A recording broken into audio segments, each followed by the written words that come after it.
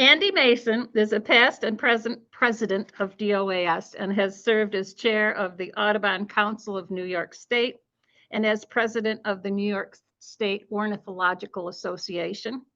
We have learned a lot from Andy over the years. That sums it up.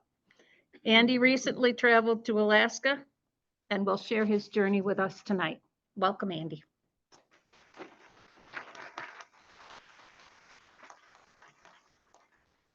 Okay. Well, thanks, Becky. Yeah, a couple of caveats here to start with. Number one, I'm not a photographer. If you want to see good photography, come to the charter dinner that Becky just mentioned, because Warren Green is a super photographer. So there's not a lot of my photos in here. Oh, I got to be in front here. Yeah, I'm sorry. That's okay. There we go. No, don't want to do that. Sorry. I was trying to go full screen. Okay. There you go. Yes. A lot of the photos, especially the wildlife, are photos from elsewhere. And also, I did not anticipate doing a program when I went to Alaska, so I didn't really take a lot of photos. So anyway, so if you want to leave now, my feelings will not be hurt. Let's see if we can get to the program. Screen share.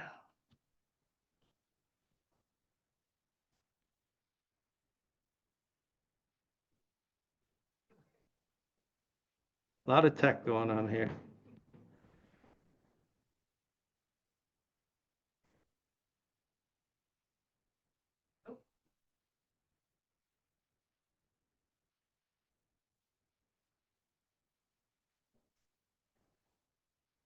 Wrong screen.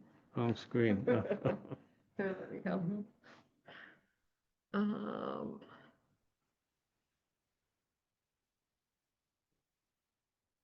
Yeah, could we get? Oh, you know, I was tapping the screen. And Oh. It's not a touch screen. It's not a touch screen, no. Tapping it all night. Okay, All so right. you should be able to just use the Yeah. up and down arrows, up and down arrows there. Okay, so a little explanation of the name of the presentation. I wanted to go to Alaska for, I would say conservatively 50 years, and putting it off, and I'd look in the mirror and I decide, well, buddy, you don't have all that much left, So, so I decided to do it. So last summer, I told my wife Gray I was going, and she kind of was a little grumpy about it, but she'd let me go. So that's the emptying the bucket. It was on my bucket list, and it's one less item. So I left Oneonta. This is my rig, my pickup truck, and my little camper, a little 17-foot camper, and my traveling companion, my little dog, Annabelle. And I left on Memorial Day, 2022.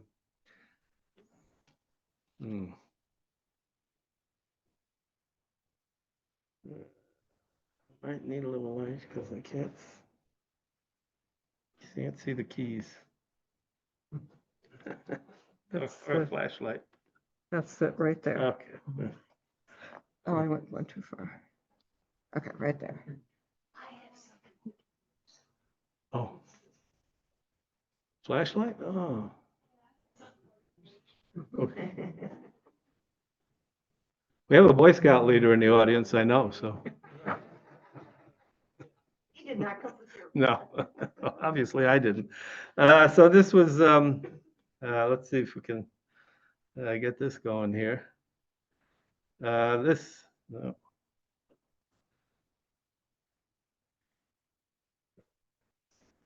Oh, wait. Want me to just do it? Well, if I can see it, I can do it, I think, but Okay. go back, yeah. Okay, so how do you, what do you have to do I there? did this What? with the with the touchpad. Okay.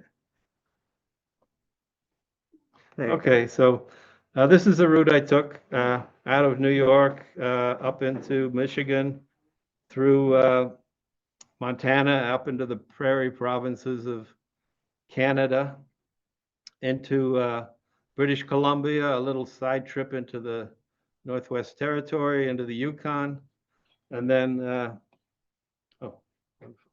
Excuse me.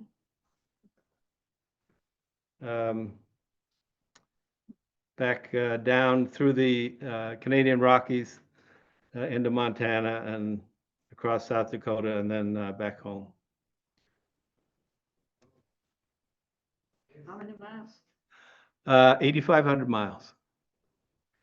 So this was my first border crossing at Niagara Falls, and all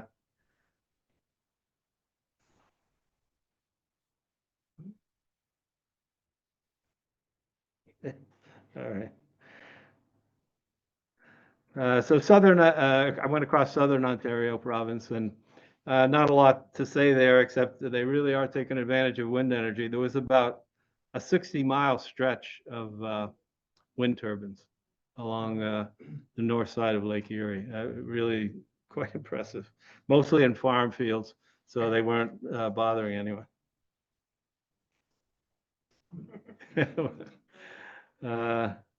And then I crossed back into the U.S. at Detroit, and this was that was my first experience with a little bit of a hassle at the border. I had a few, and they confiscated my eggs because of avian flu, and so I got my eggs taken away. So into Michigan, and I started up north in Michigan, and my first stop was Grayling, Michigan. Now, does anyone know, ornithologically speaking, the significance of Grayling, Michigan? Yeah, somebody whispered it here. Well, it's this bird here, which is a Kirtland's warbler. And the only place the entire population of the world is around Grayling, and a few other spots. It's highly endangered. And if you want to see one, you pretty much have to go there. That's where they nest. And they're very habitat specific. That's their issue. They nest only in jack pine forests of about this height. So the U.S. Fish and Wildlife Service and the state of Michigan have set aside thousands and thousands of acres of scrub pine there, and they burn it periodically to keep it at this height. They also trap cowbirds, which were a big problem. So, but once you're there, they're fairly easy to find. I found several singing males once I was in the right spots. So so that was one of my first. It was my first bird success. Continued north into Michigan across to the Upper Peninsula, place I'd never been. Heard a lot about, and actually at the advice of Bob Donnelly, a friend of mine who grew up in Michigan, he told me to stop at this state park. This is Copper Falls State Park, and you can see where it gets its name. And I went through a little bit of Wisconsin into Minnesota, and then crossed again into Canada at or a little town called War Road, Minnesota. War Road, Minnesota. And again, they took my eggs away. I thought, well, if they didn't want them coming to the U.S., maybe Canada doesn't care, but they did. And not only did they made me turn around and go back to the last town to dispose of them. They wouldn't even let me. So I learned my lesson. Every border crossing after that, I had a big omelet for breakfast.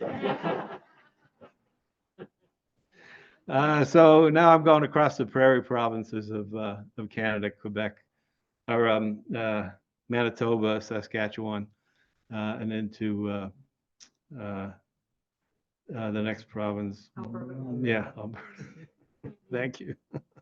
And the big thing out there is wheat. I mean, it's just fields and fields of wheat, some soybeans, some corn, but When I went through, they had just recently planted the wheat. It was just starting to sprout. It wasn't up even this high, but I'm sure now it's probably amber waves of grain, and it's just flat as a pancake out there. And now these prairies used to have loads of little ponds in them. They called them potholes, and they were left by the receding glacier.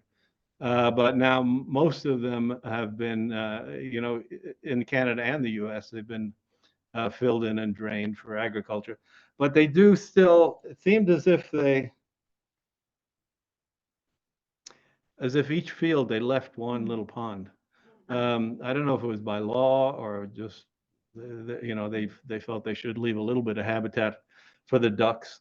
And I did see quite a few ducks in these ponds as I drove across, pintails, teal, ringneck ducks. So there was some habitat for those birds. And also for these guys. This is a yellow-headed blackbird, lovely bird. Uses similar habitat to what our red-winged blackbirds use. And I saw quite a few of these birds. These are Bonaparte's gulls, and they nest out there on the prairie, which I guess I didn't know. I'd seen Bonaparte's gulls like at Niagara Falls and along the coast, the Great Lakes, but I'd never seen them, out and far away from water. But I did see them in some big flocks. They're very flashy birds. They got this white wing, the front edge of the wing with a black tip. They're quite a handsome bird. So now I'm into Alberta, and you can see I'm getting further north. What I tried to do is go as far north as I could and then go west. And there are roads that continue further north. You can go north up into the Nunavut territory, but they're one-way roads. So, you'd have to drive several hundred miles and then turn around and come back down the same road. So I kind of went up as far up as I could continue west. And now I'm getting into out of the prairie and into more wooded areas. This is a typical campsite along the way. It's not much there, just a parking spot, maybe a picnic table. This one did have a water pump you can see over there on the right. But my camper was quite self-contained. It's got a furnace in it if it gets cold. It's got two-burner stove. It's got a shower, toilet, sink. It's got an air conditioner, but that's only good when you're plugged in. And it's got holding tanks, water tanks. So I could go, certainly 3 days, maybe 4 days if I was careful without being hooked up or needing water. So the camper did very well on this long journey. And I took the one picture I did take consistently was the campsites. So you'll see a lot of campsite photos in here. I just kind of got in the habit of taking a picture every morning of the campsite. And I spent a lot of time in this sort of habitat as I got up into the forested areas. And I was looking for one bird. One of my target birds was a Philadelphia vireo. And they look very much like the red-eyed vireos that we have here and sound very much like them too. And every vireo I heard, which must have been, I don't know, dozens, maybe 100, I held up the Merlin app, which is some of you may have used it. It's an app on your phone that identifies the bird song. And every single one of them was a red-eyed vireo. I never got a Philadelphia vireo. And the red-eyed vireos were all the way up to the Arctic Circle. There were a few birds that were all yellow throats were all the way to the circle, and robins I found all the way to the Arctic Circle. So they've got quite some range. So so that was a miss, the Philadelphia vireo.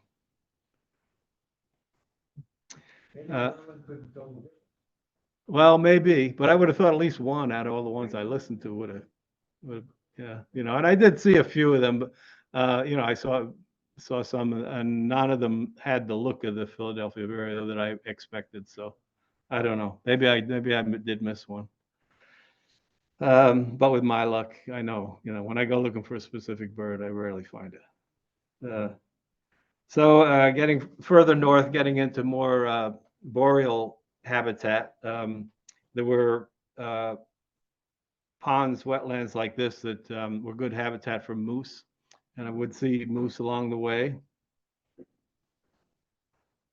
So now moving from Alberta into British Columbia, and getting more mountainous, more forested, and a little bit more wildlife. This is one of my few photos. This is a Dall sheep, and right along the road, and I believe it was licking salt was why it was there and why it was so tame than the little one. And as I said, I did see moose and bears. Bears were fairly common along the roadsides, and this is not my photo, but I did pass a very good photo opportunity, a mother bear with 2 cubs. But with my camper, once you're past, you realize there's a photo and you're past it, and turn it around and coming back is quite a hassle. So I didn't do it, but I did see a good number of black bears. And then one day I was on a trail, and I saw one of these down the trail, maybe, I don't know, maybe 75 yards away, and we just kind of looked at each other, and I turned around and went there. But it was this reddish color, which is like a variation of black bears. It was very nice color, I think. And speaking of wildlife, these little buggers were quite numerous, and I found that the best way to deal with the mosquitoes was I had a wide-brimmed hat, which I just found here tonight. I left it at the last meeting, but I would spray the brim of that hat on top and below with repellent, and then it was cool enough that I could wear a long sleeves shirt and pants, and so the only skin they could get at was the back of my hands, and I sprayed that. So I kind of pretty well kept them at bay. But the biggest problem was them getting in the camper. Every time you opened the door, a few would zip in. So every night before I went to bed, I would spend 15, 20 minutes on a mosquito search, and a lot of little bloody smears on the inside.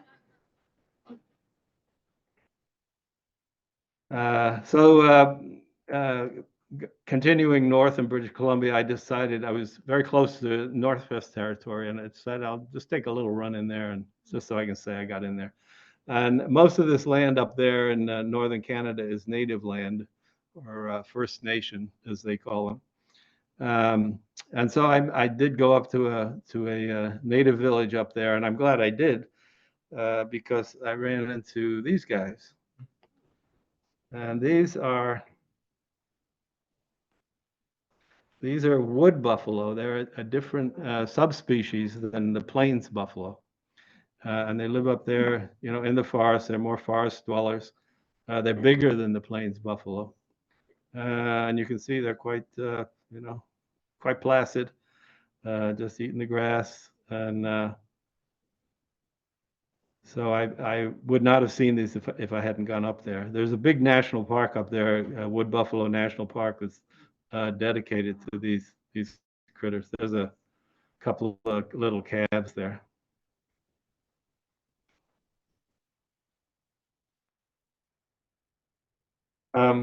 So again, more of this boreal habitat. The trees are changing as I go further north to get a higher elevation. A lot of black spruce, and more wetlands. A lot of wetlands. Now let me just actually go back. Now you see it's quite hazy here. I think everyone's aware of the wildfires up in Canada this summer. Well, the fires were bad last summer too, in both Canada and Alaska, and there was sort of a haze in the air my entire trip. Occasionally you get a clear day, but it was more frequently like this, which surprised me. I didn't expect that. But there were 800 wildfires in Alaska last summer, and most of them they don't fight because they can't even get to them. They're started by lightning. So the smoke was omnipresent.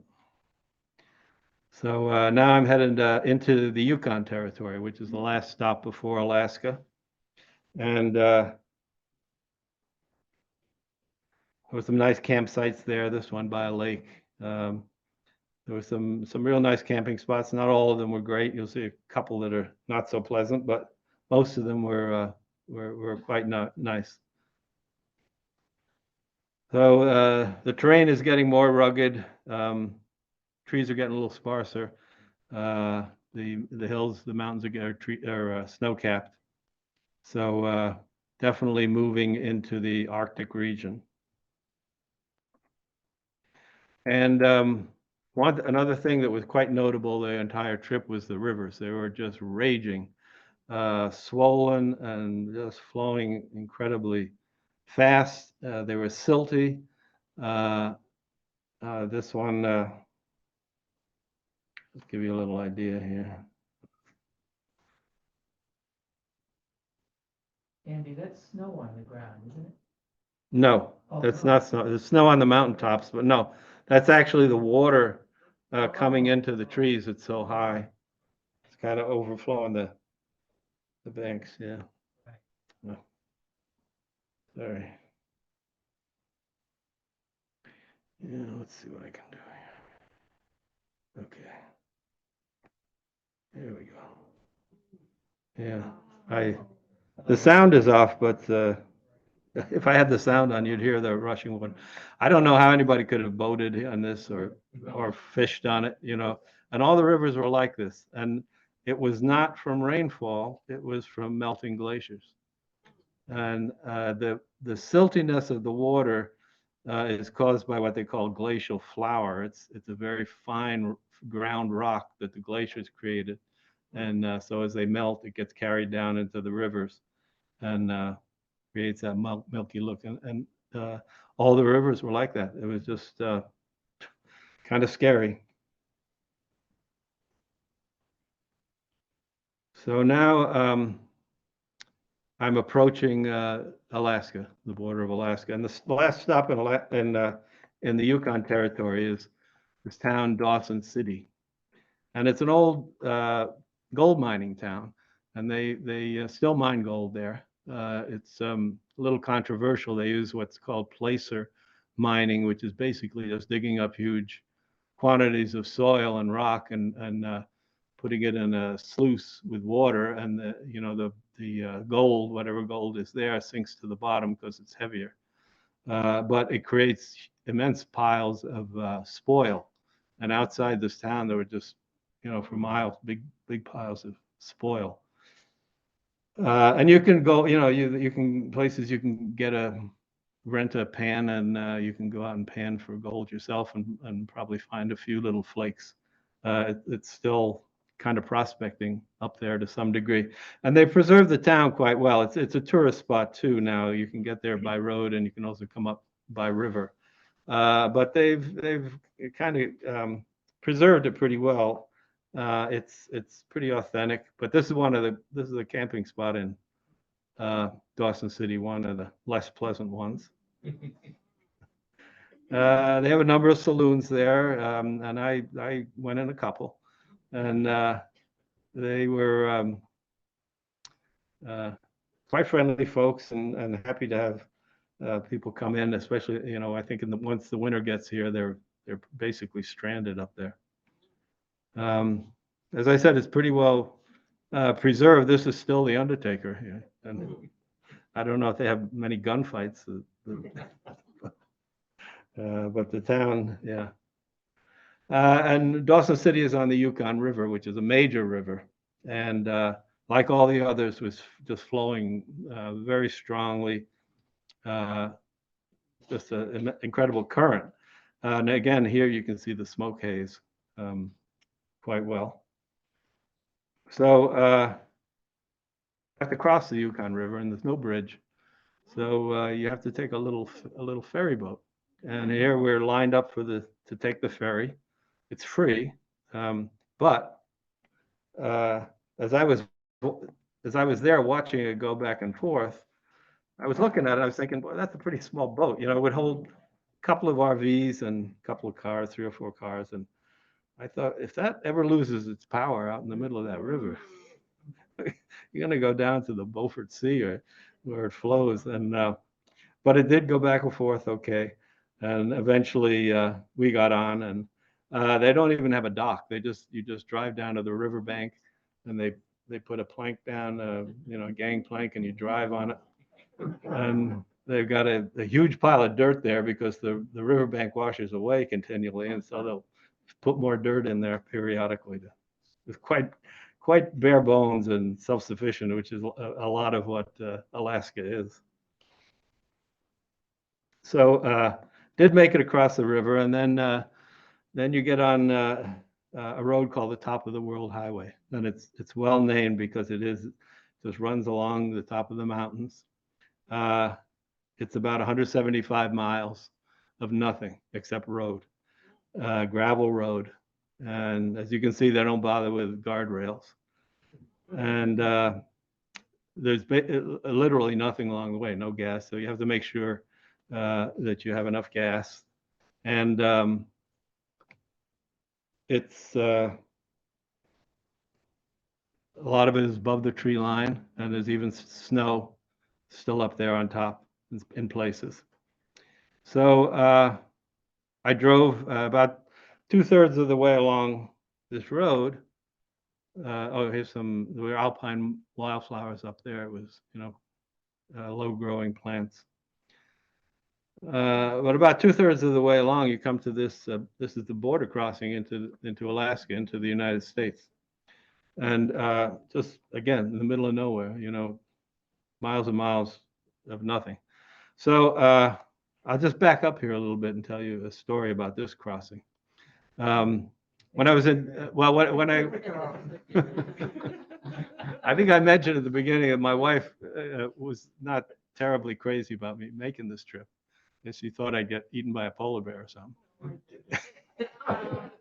So she made me promise to call her every day, and I call or text, yeah, contact her every day. So I said, okay. I said, but when I get way up there, you know, there's not going to be any cell service. So I bought this little gadget that connects through the satellite system, not the cell system. And it's got a button on it. Its main function is if you get in real trouble, you're hanging off a cliff, or a polar bear is chewing on you, you push this SOS button, and it sends a signal through the satellites with your location, your GPS location, and presumably somebody comes to rescue you. And I didn't have to use that, but then it has another button on it, which you push, and it sends a similar message with your location to whatever phone number you program in there, and it just says, I'm okay. So, and I used that several times going across, you know, the northern Canada. But when I got on my way to Dawson City, I stopped because there was a raven on the side of the road that was injured, and it was just standing there. And I stopped, I picked it up, threw a blanket over it. Its wings looked okay. It looked like it had a little injury on its head maybe. But anyway, I put it in the back of my truck. And when I got to Dawson City, it was late afternoon, and I went looking for help for the bird. Went to the Chamber of Commerce, and there was only one veterinarian in town, and they weren't available. There was a Humane Society, and they were closed.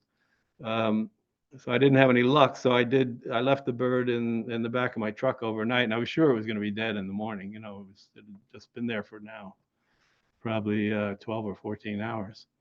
But I checked it in the morning, it was still alive. And I did finally find a wildlife officer who said he would take it to a rehabilitator. So I don't know what happened to the bird, but at least it had a chance.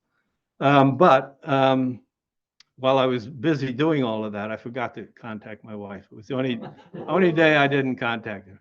And the previous day, I had sent this little message through the satellites, but it was the only time it didn't get to her. I don't know what happened, but something happened. It malfunctioned.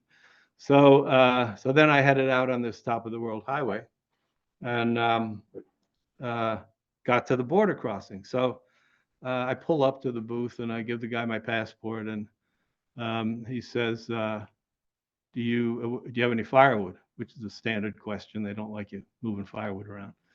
And I said, no. He said, do you have any firearms? Which is another standard question.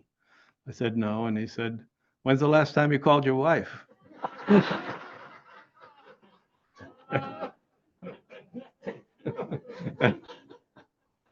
And I thought he was joking, but you know, they don't have a great sense of humor, those border agents. And so I kind of stuttered. I said, I guess 2 or 3 days ago. And he said, well, park your rig over there. You're coming in, and you're going to call her from here. So I went inside, and there was another border agent in there, and he says to her, this is the guy.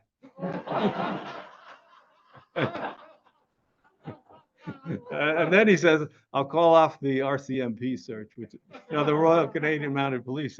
They had the Mounties out looking for me. So yeah, my wife would, in my opinion, panic. But you know, most opinion seems to be with her that she acted correctly, but but I was quite embarrassed, and so no. Yeah, she called the Dawson City Police Department, which I think has about four people. And it's only, was it open 9 to 3 or something? No, 12 to 3. 12 to 3. And yeah, they said, well, if he's here, we'll find him, but they didn't. So anyway, that was my first introduction to Alaska. So then there was another, you know, another 75 miles or so of this top of the world highway. Just the scenery and high elevation. So now I'm in Alaska. The first town I stop in is a town called Tok, T-O-K, and I kind of fueled up there and replenished my supplies because my next target, which was really kind of my target for the whole trip, was the Arctic Circle. I had decided I wanted to get to the Arctic Circle. So what's that? Yeah, well, I went through Chicken. Yes. Yeah, that's right. Tok is the first town of any size, but the first town you come to is called Chicken, Alaska. And that's just over the border. And the story I was told that it got its name that they wanted to name it ptarmigan, which is the state bird of Alaska, but they weren't able to spell it. So, I don't really believe that, but so anyway, I headed north towards the Arctic Circle, and I came across this as somebody who evidently didn't make it. And I was starting to see birds, and some of the birds I was seeing were birds that we have here in the winter, and they nest up in the north, like this little redpoll. And these birds, well, they're very tame when they're down here, but they were really tame up there. They were feeding on the ground, almost hopping over your feet. They were so close that I couldn't really identify them at first. It took me a little while to realize that they were redpolls. So I did see them. Also saw pine grosbeaks, which is another bird we get down here sometimes in the winter in the evergreens. And I saw these guys. You know, we have these varying hares here that change to white in the winter, but I've never seen one. You know, I've been in the woods quite a bit, and I never saw one. But up in Alaska, they're quite common. They're very long-legged and long-eared, and kind of striking creatures. And I did see a number of them. So I made it to Fairbanks, which is the second biggest city in Alaska, and it's kind of the jumping off point for the Arctic Circle. And the smoke here was the worst, you can see. In fact, I put on 2 COVID masks when I was up there, and I couldn't wait to get out of there. So I headed north, and it's about 200 miles from Fairbanks to the Arctic Circle. Did stop. I decided that I didn't want to, the road up there, the Dalton Highway is one of the worst roads in Alaska. A lot of warnings about it. They say you got to take at least 2 spare tires. And it's really just the work road for the Alaska pipeline, and it parallels the pipeline, and a lot of trucks and just, gravel road. And it does, you can continue on and go all the way to the Arctic Ocean on that road. And I did meet a couple of people that did. They went up all the way up. That's another 800 miles past the Arctic Circle. And they paddled, they had kayaks, they paddled in the Arctic Ocean. So I decided I did not want to take my camper over that road. And especially since I wasn't planning on camping up at the circle, I was just going to go up and take a picture and come back. So I decided it'd be safest if I left the camper at night and nobody, be less chance to anyone bothering it. Although it was very lonely there, there was just hardly anybody around. So I found a place to unhook it and leave it. And so I headed north up this Dalton Highway about 7 o'clock at night. But of course it was light. It stays light, 24 hours when you're that far north. So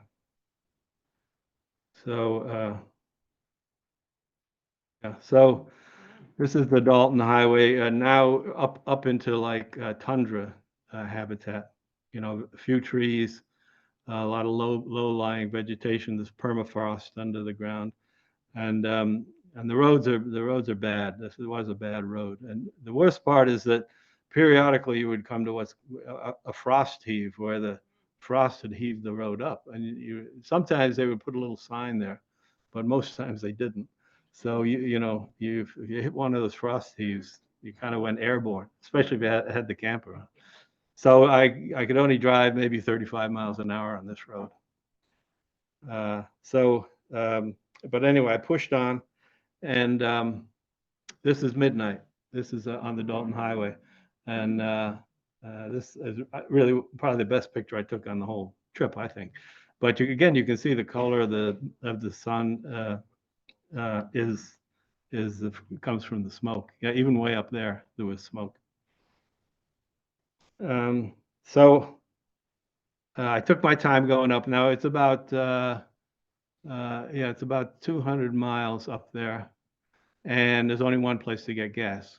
And so I knew I would have to stop and get gas. So on the way up, I got to this place, I think around 10 o'clock at night, and it was closed.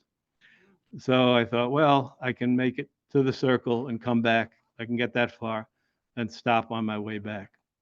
So I did that. I continued up to the circle, which is basically a sign. There's no white line on the ground. And I got the picture, and I did sleep for a couple of hours in the truck, and then headed south. Must have been about, I don't know, maybe 2 a.m. headed back down. And I got to this place that had the gas, and they were still closed. It was about 5 maybe in the morning. They were still closed. So I knew I had to wait. So I just parked and waited. And they opened around 6. And it's the place is sort of a camp. They had prefab buildings where the pipeline workers stayed. And there was a little restaurant there, and they had one gas pump, and it was about 50 yards away from the store where you paid. So I just sat over there by the pump until they turned it on, and they said there was a sign on the pump said, "Pump your gas, take a picture of the pump, and bring it over to the store and pay." So this is my picture. As you can see, I got 10 gallons. It was $7 a gallon. I knew that was enough to get me back to Anchorage. So I didn't. So yeah, gas was pretty expensive up there, but that's the most that I paid, $7 a gallon.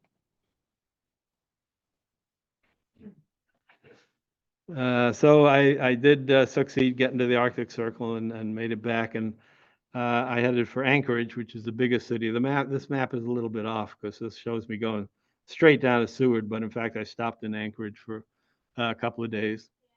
Yeah. Oh. Hello?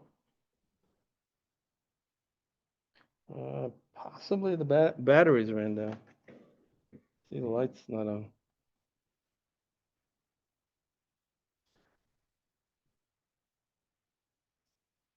Is that like? Yeah, no, now it's back on. Okay. Is that any better? Yeah, okay. Maybe I bumped it or something. Yeah, so I headed came back to Anchorage, spent a couple of days there, and then I moved south towards the Kenai Peninsula, which is a very rugged place, a lot of inlets and fjords. And at the head of these fjords, there are some towns and ports, and one of them was Seward. So I drove down there, very, very scenic country. Oh no, I'm getting ahead here. This is on my way after I pass Anchorage, on my way to Denali, actually, which is another destination in Alaska. And I stopped at this very nice campground, and about 11 o'clock at night, I went to bed, and about 11 o'clock at night, somebody banged on my door. And it was one of the other campers. There were only maybe a half a dozen campers there. And he said, we might have to evacuate. There's a fire nearby. And so I was, half asleep. And he said, we're leaving. And there was another camper that was also leaving. And so I said, well, I think I'm going to stay. If they come and tell me to leave, I'll leave. So I did stay. And in the morning, I woke up and I hear a noise outside, and it's this double rotored helicopter right overhead with a bucket hanging from it. And this campground was next to a river, and so I got that got my attention for sure. And I got up and I walked over to the bridge by the river, and we're sideways here. Yeah. Yeah, but anyway, I watched that helicopter come in and make about 3 pickups with this bucket in the river of water and fly off to the fire, which was I could now see the black smoke from the fire. And I did leave that campground that morning, and about an hour down the road, I had the radio on, and I heard that they did evacuate that campground in that area because the fire was coming towards it. So, that fire was near a settlement, which is why they were fighting it. So I got down about another 50 miles. I came to Denali National Park, which is, very popular spot. And I drove in. It was very, very crowded. A lot of people there, a lot of tourists, a lot of campers. And if you drive into Denali, you can drive a certain distance, and then you have to park and take a shuttle bus, which takes you closer to the mountain. And I really didn't want to do that, so I did a little hiking in there, but then I left and headed south. And the park is immense, so you're paralleling the park for miles and miles and miles. And actually, I got an excellent view of the mountain from the outside the park, which is this shot. And it was a fairly clear day, a little bit of cloud cover up there, but I think I got a pretty good look at the mountain, which not everyone gets. I didn't have bear spray. I had a what I have, a bell, which I think that attracts them maybe. No, I didn't have bear spray. I was recommended, and I was actually in the store. I looked at it, and it was like $25 for a can of bear spray. And I thought, well, my life isn't worth that much. So I didn't buy it. Probably should have. Yeah. So now I'm continuing south. This is now on the way down to Seward, down on the Kenai Peninsula, and great views, great water. You can see those vertical lines on the mountain there are waterfalls. That's melting glaciers, and there was much of that going on. It made for beautiful waterfalls, but it was kind of the end of the glaciers. So this was in a campground that I actually stayed in. This glacier, you know, pretty well gone. I'll bet you this year, if we were back there, it would probably be completely gone. It did. I walk up to the base of that waterfall. It's quite spectacular. And I imagine that U-shaped valley there at one time was completely full of ice. And, you know, now it's just a remnant.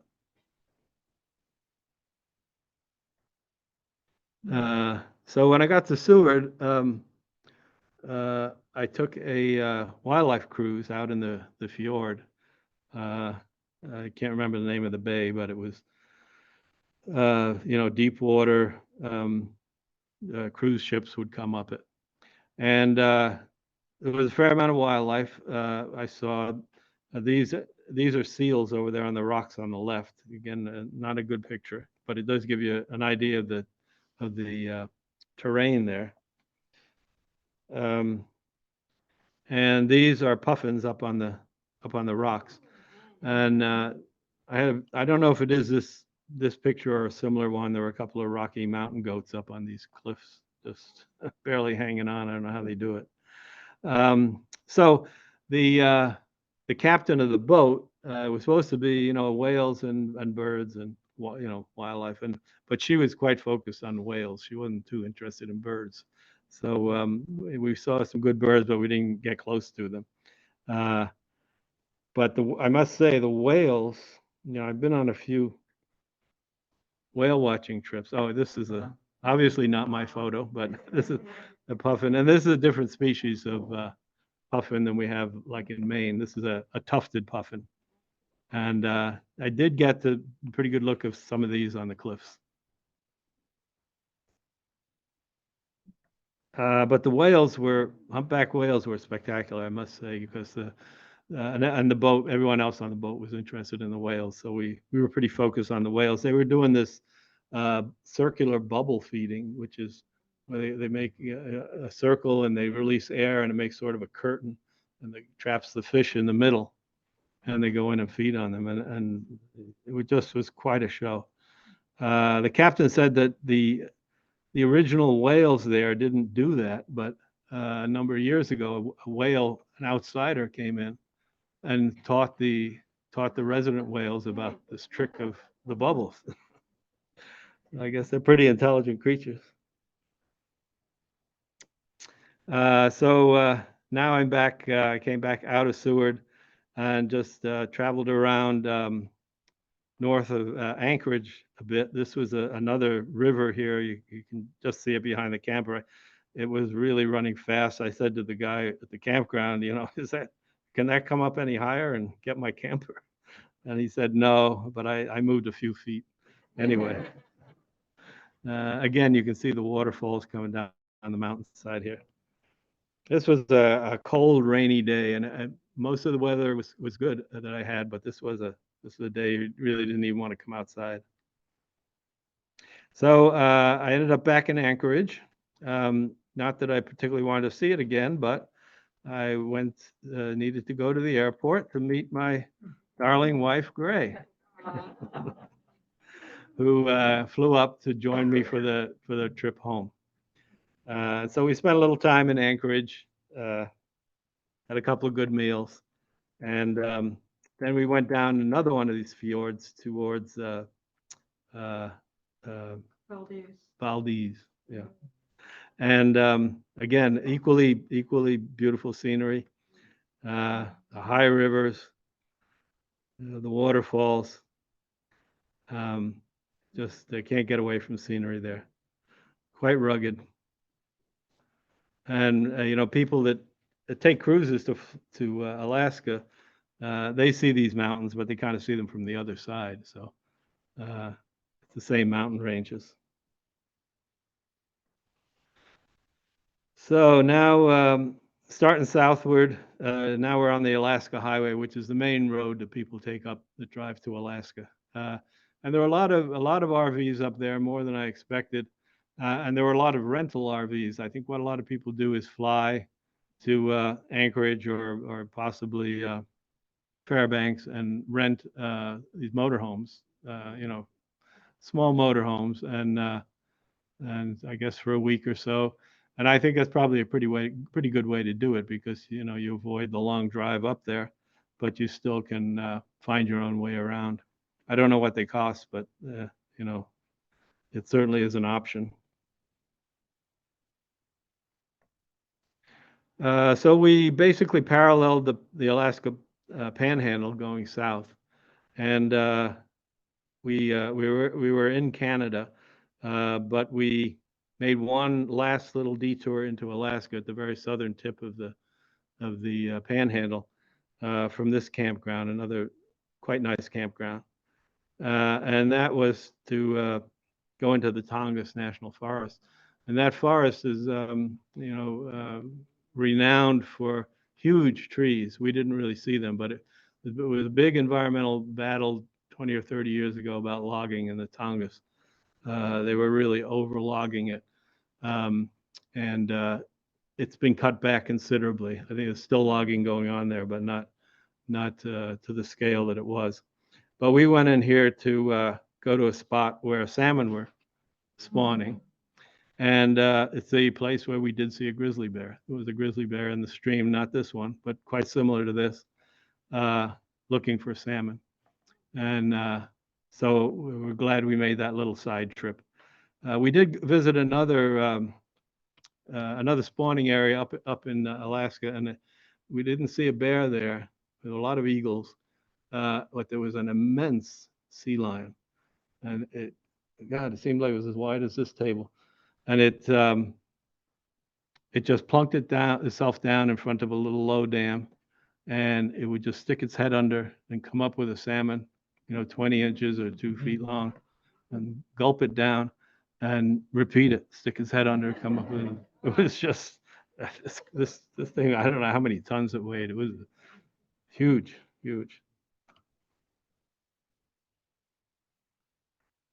So we've left Alaska now. We're in British Columbia, and we head down to the Canadian Rockies, and we visited Banff National Park and Jasper National Park. And I think scenery-wise, we both agreed that was the most spectacular scenery of the whole trip. It's just hard to describe the immensity of the mountains there, the steepness, and just continuous chains of immense mountains. And we stayed there for 2 or 3 days. Lovely scenery. And we did see this little bird, and this is the only bird photo we have, and Gray took this.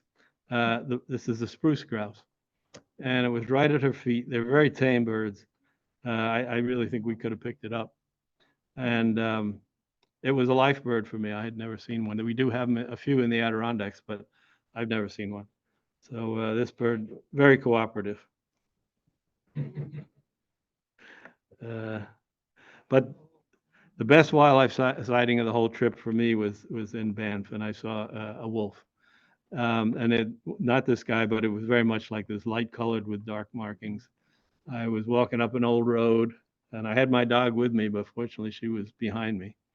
And this wolf came around the corner, and we just stopped, and maybe 2 seconds, we looked at each other, and then he just melted into the woods. But what a thrill that was. I never thought I would see a live, wolf in the wild. So that was great.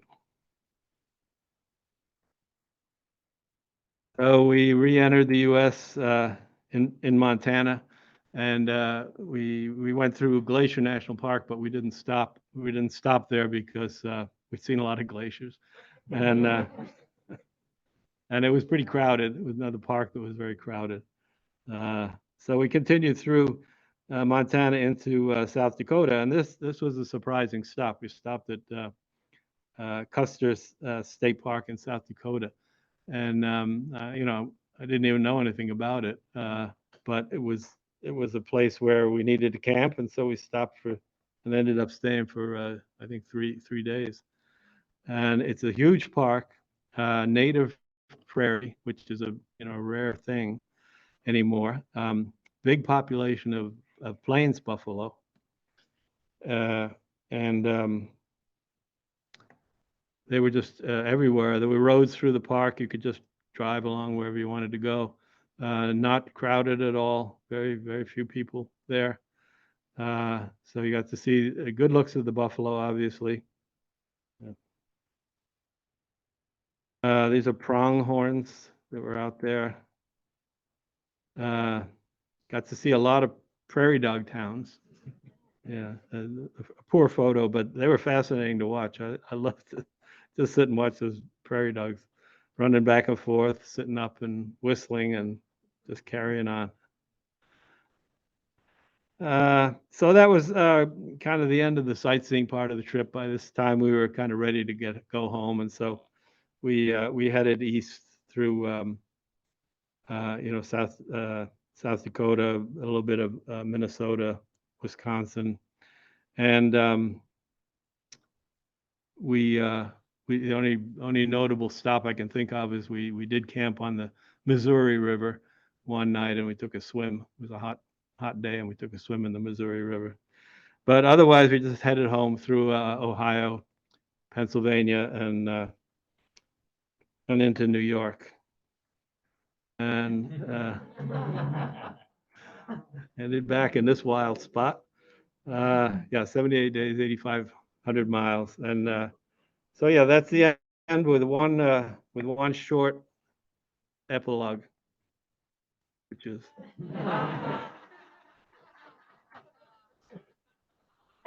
so yeah.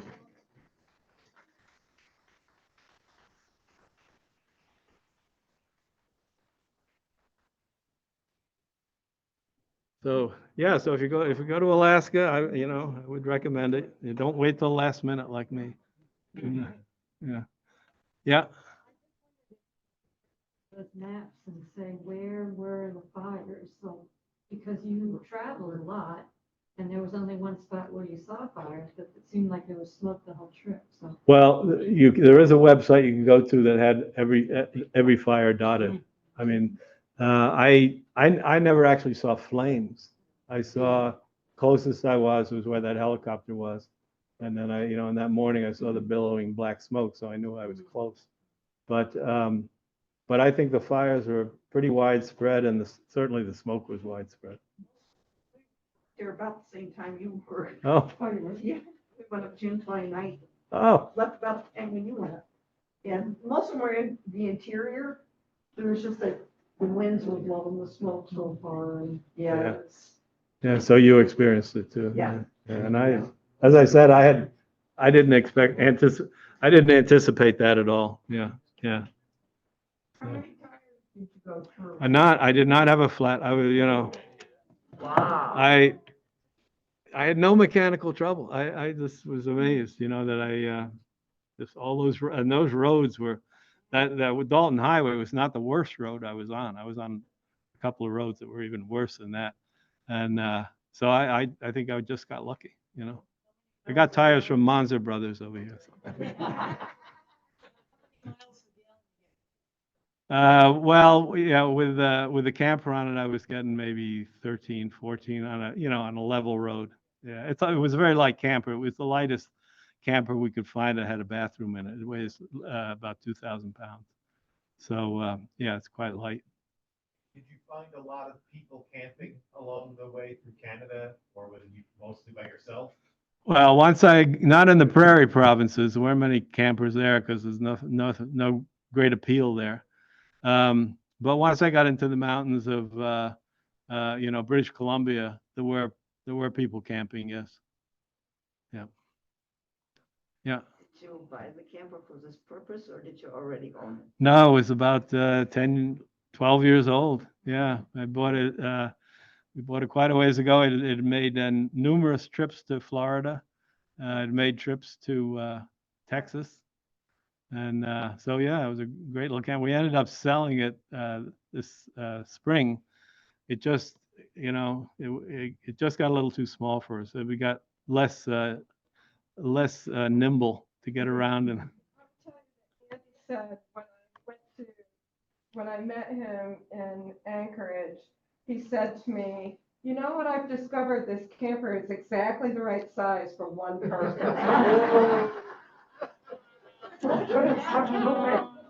Yeah. Yeah. One of many mistakes I've made. Yeah, but yeah, it was a great look. Yeah. Itinerary. How did I develop the itinerary? Well, I didn't do a lot of planning. I knew, roughly what I wanted to do, go north in Canada and then west. So I didn't make reservations in campgrounds. I did, I guess a couple of times I did a day or two ahead, but really, I didn't really have trouble finding campsites. And so, not a lot of planning was necessary. I'd say that the couple of places that I definitely wanted to hit was Grayling, Michigan, and the Arctic Circle, and I knew I did want to get out on the water in Alaska to see the seabirds. But no, I just kind of followed my nose, mostly. Did you bring a generator? No, I didn't have a generator. The camper has a 12-volt battery, and it'll runs the lights. It'll run it won't run the air conditioner. It won't run the microwave, but it'll run the furnace, and then the propane for the refrigerator. And so, yeah, the water pump is 12 volt. So, yeah, didn't really. I thought about a generator, but I didn't take one. No. Yeah. So no, it was as far as I said, mechanically and the camper itself, it was fine. Yeah, it's a fiberglass camper. It's very tight and solid. Yeah. Any other insect problems besides mosquitoes, flies? No, I didn't notice black flies. I don't think there were any ticks. I'm trying to think back. I think maybe, I don't know how far north the ticks go, but I don't think my dog got any ticks, and I don't think I did. So, no, the mosquitoes were pretty serious, but yeah, they were kind of the only issue. Yeah. Yeah. Yeah. So yeah, and not many other threats up there. I don't know if there's any snakes. I guess the bears can be a risk maybe. I didn't see it, but I talked to a fellow who saw 2 wolverines, which I would have loved to see, but I didn't get to see them. So no, it was pretty trouble-free trip.